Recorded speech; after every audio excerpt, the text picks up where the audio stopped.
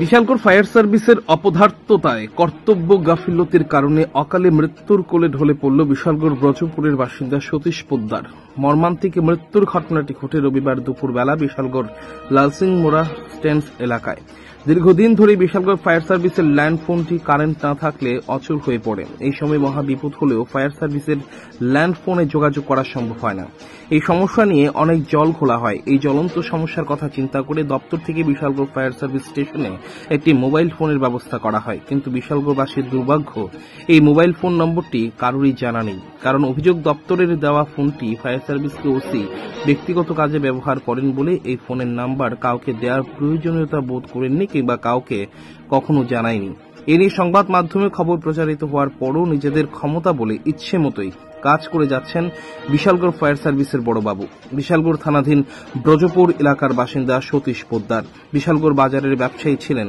ওনার মোটরসাইকেলটি নষ্ট হয়ে যাওয়ায় লালসিং মোড়া স্ট্যান্ড এলাকায় জয়রাম সার্ভিস সেন্টার থেকে ঠিক করে বাড়ির দিকে রওনা হয়। আচমকা জাতীয় সড়কে বাইক থেকে ছিটকে পড়ে যায় সতীশ। অনুমান করা হচ্ছে হৃদরোগে আক্রান্ত হয়ে এই দুর্ঘটনা হতে পারে। অর্ধমৃত অবস্থায় জাতীয় সড়কের পাশে ছটফট করতে থাকে সে। স্থানীয় লোকজন বারবার বিশালগড় ফায়ার সার্ভিসের ল্যান্ড ফোন নম্বরে যোগাযোগ করার চেষ্টা করেন, কিন্তু কোনোভাবেই ফোন লাগাতে পারছিল না। এভাবে অনেকটা সময় নষ্ট হয়ে যায়। বাধ্য হয়ে তারা অন্যভাবে ফোন করে ফায়ার সার্ভিসে যোগাযোগ করার চেষ্টা করলে অনেক সময় গড়িয়ে যায়। অবশেষে কোন রকমের প্রাইভেট ভেহিকেল দিয়ে তাকে বিশালগড় হাসপাতালে নিয়ে যাওয়া হয়। কর্তব্যরত চিকিৎসক তাকে মৃত বলে ঘোষণা করেন। কৃষকের বক্তব্য, হয়তো সঙ্গে সঙ্গে হাসপাতাল আনতে পারলে এমন নাও হতে পারত। এই বিষয় নিয়ে ক্ষুব্ধ সাধারণ মানুষজন। সাধারণ মানুষের দাবি, যেহেতু কারেন্ট চলে গেলে ফায়ার সার্ভিসের মতো একটি গুরুত্বপূর্ণ অফিসিয়াল নাম্বার বন্ধ হয়ে যায়, সেই জায়গায় দপ্তরের দেওয়া মোবাইলের বিকল্পের নাম্বারটি সাংবাদিকদের মাধ্যমে সাধারণ বিশালগড়বাসীর জন্য কেন দিয়ে দেওয়া হলো না।